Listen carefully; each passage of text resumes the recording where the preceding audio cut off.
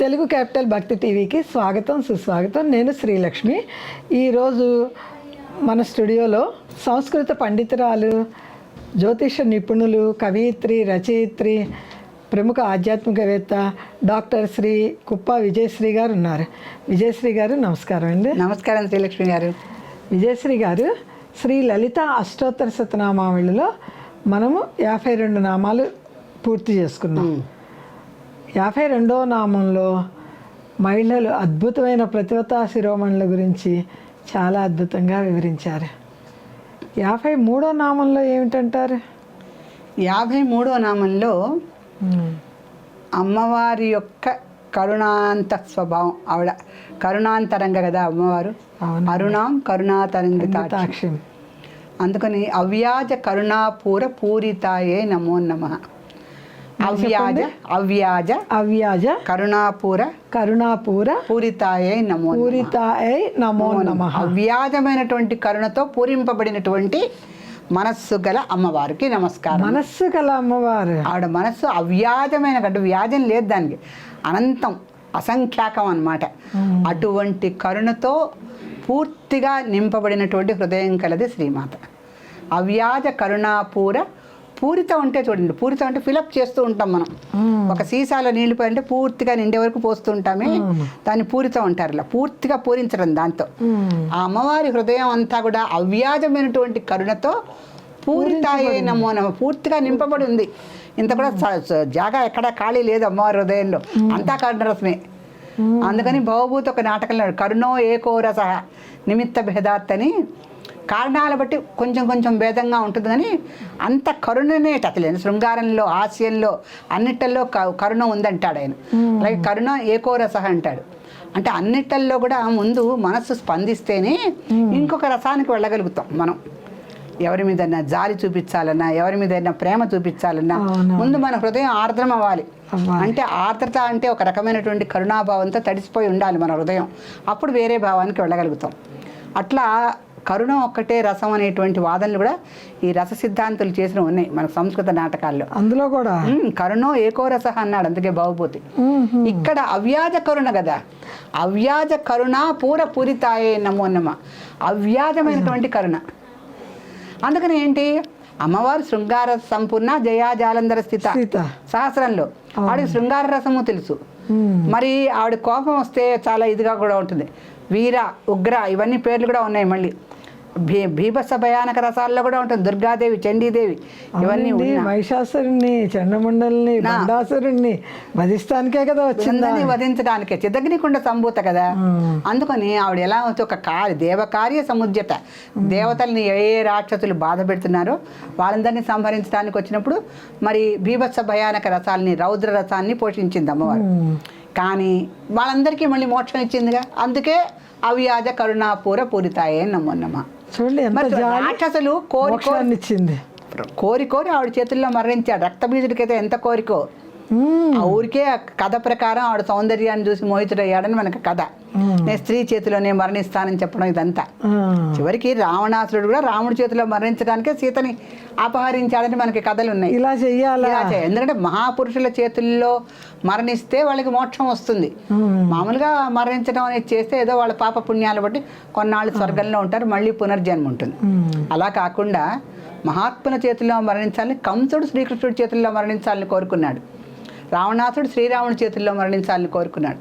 అలాగా రాక్షసులందరినీ అమ్మవారు సంహరించి తన అవ్యాజ కరుణతో వాళ్ళకి మోక్షం ఇచ్చింది. చివరిలో మన చెండుణ్ణి, ముండుణ్ణి, నిశుంభాసురుణ్ణి, మళ్ళీ భాండాసురుణ్ణి, రక్తబీజుడిని, వీళ్ళందరినీ కూడా ఆవిడ సంహరించి వివిధ రూపాల్లో వాళ్ళందరికీ మోక్షం ఇచ్చింది.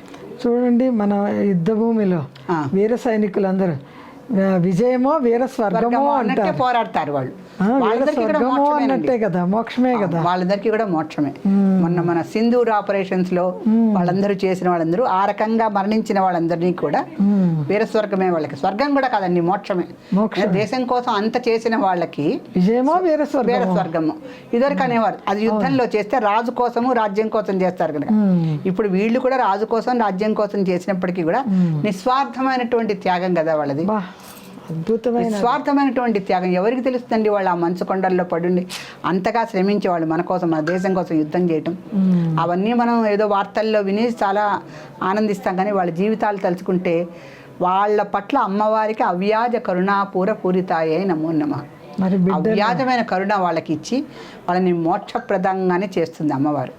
సో ఆ రకంగా మోక్షం ఇవ్వటానికి అమ్మవారు తన హృదయం నిండా అవ్యాజమైనటువంటి కరుణని నింపుకొని ఉంటుంది. అయితే ఈ అవ్యాజ కరుణ ఆవిడకి ఎందుకు ఉంటుంది అంటే ఆవిడ యొక్క సంతానంగా జన్మించినటువంటి కోట్లాది ప్రాణులు అందరి పట్ల ఆవిడకి కరుణే. ఏ రకంగా? ఆవిడ పిపీలికాది బ్రహ్మ పర్యంతం ఆవిడే తల్లి. పిపీలికాది బ్రహ్మ పర్యంతం ఆవిడే తల్లి. ఎందుకంటే ఆ బ్రహ్మ కీట జనని అనేటువంటి నామం ఉంది కదా. ఒక చిన్న చీమ దగ్గర నుంచి, కీటకం దగ్గర నుంచి బ్రహ్మ వరకు ఆవిడే తల్లి. బ్రహ్మ వరకు అని ఎందుకని చెప్తున్నారు? బ్రహ్మ విష్ణు మహేశ్వర్లు అనేవారు పురుష రూపంలో ఉన్న స్త్రీ శక్తులు. పురుష రూపంలో ఉన్న స్త్రీ శక్తులు శక్తులు అంతే. ఆవిడ సృష్టిని చేయటానికి తన యొక్క శక్తిని వినియోగించి బ్రహ్మ అనే ఒక వ్యక్తిని పురుష రూపంలో, ఎందుకంటే ప్రకృతిలో స్త్రీలు పురుషులు ఉండాలి కనుక ప్రకృతి రూపంగా తాను ఉంటూ తన రూపంగా ఒక స్త్రీకి సరస్వతీదేవిని తయారు చేసి బ్రహ్మనేమో సృష్టికారుడుగా చేసింది. అంటే ఇక్కడ బ్రహ్మ ఆ జగదంబ యొక్క అంశే, బ్రహ్మ భార్య అయినటువంటి సరస్వతి కూడా జగదంబ అంశే. ఆమె అంశే. అలాగే సృష్టి స్థితి కారణానికి లక్ష్మీనారాయణలు ఇద్దరు, విష్ణుమూర్తి కూడా పురుష రూపంలో ఉన్నటువంటి శ్రీమాతే. మళ్ళీ విష్ణుమూర్తికి భార్యగా ఇచ్చినటువంటి లక్ష్మీదేవి అయితే ఎలాగో శ్రీమాత అంశే ఆవిడ అంతే.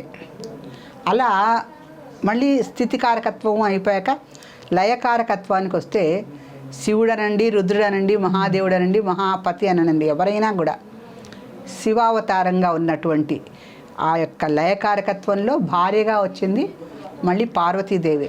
ఎన్నో రకాల అవతారాలు ఎత్తింది ఆవిడ, సతీదేవిగా, పార్వతిగా, రకరకాలుగా. అది కూడా ఏంటి, జగదంబ అంశలోనే వచ్చారు వాళ్ళందరూ కూడా. ఆ రకంగా ఆవిడ అవ్యాజ కరుణగా ఉండి, అందులో చూడండి సచామర రమావాణి సవ్య దక్షిణ సేవిత, మంచి నామని చెప్పారు. ఇద్దరు కూడా లక్ష్మీదేవి, సరస్వతీదేవి కూడా మరి ఇంత అవ్యాజ కరుణమూర్తి అయినటువంటి అమ్మవారిని సేవించడం వాళ్ళకెంత అదృష్టం. అందుకని వింజామల్లో పెట్టుకొని చల్లగా మెల్లగా చక్కగా వీస్తున్నారు వాళ్ళు సరస్వతీదేవి, లక్ష్మీదేవి కూడా.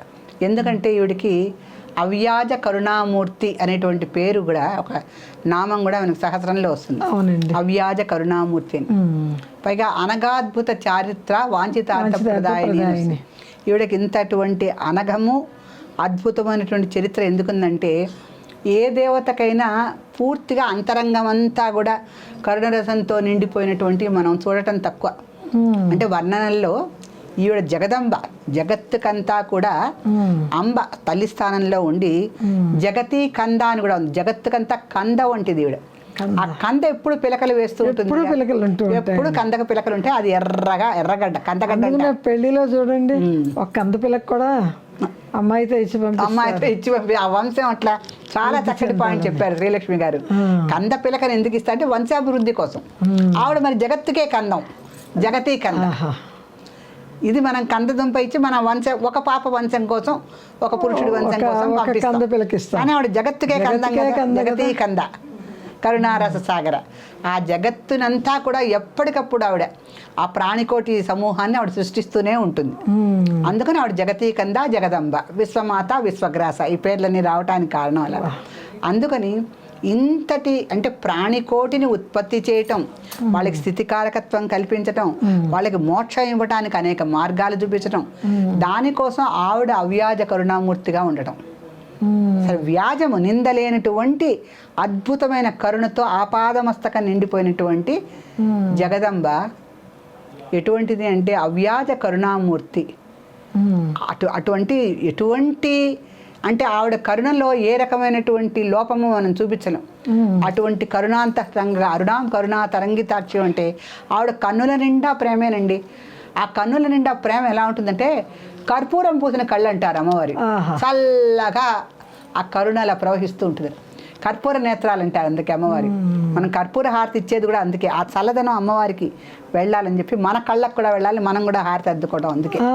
అందుకని కర్పూర నేత్రాలతో అమ్మవారు అవ్యాజమైనటువంటి కరుణ మనసంతా నింపుకొని ఎప్పుడూ కూడా, అంటే అవ్యాజ కరుణాపూర పూరితాయన మహా అంటే అవ్యాజమైనటువంటి కరుణను పూర్తిగా మనస్సులో నింపేసుకొని కర్పూర నేత్రాలతో భక్తులను వీక్షిస్తూ ఉంటున్నారు. మనకి ఇన్ని అవకాశాలు ఇచ్చిన తర్వాత కూడా అమ్మవారి కరుణ మనం పొందకపోతే ఎలా? తప్పనిసరిగా, అంటే మనం ఎంతో కష్టపడి దేవుని చేర్చుకోకల్లా అమ్మవారు ఇంత సులభంగా మనకి కరుణతో ఇన్ని రకాలైనటువంటి అవకాశాలు ఇస్తున్నప్పుడు మనం అందిపుచ్చుకోవాలి. పత్రం, పుష్పం, ఫలం, తోయం, ఈ 4 కనీసం చేసుకుంటే ఆవిడ కరుణకి మనం ఎప్పుడూ పాత్రలమై ఉంటామండి. శ్రీమాత్రే నమః. శ్రీమాత్రే నమః.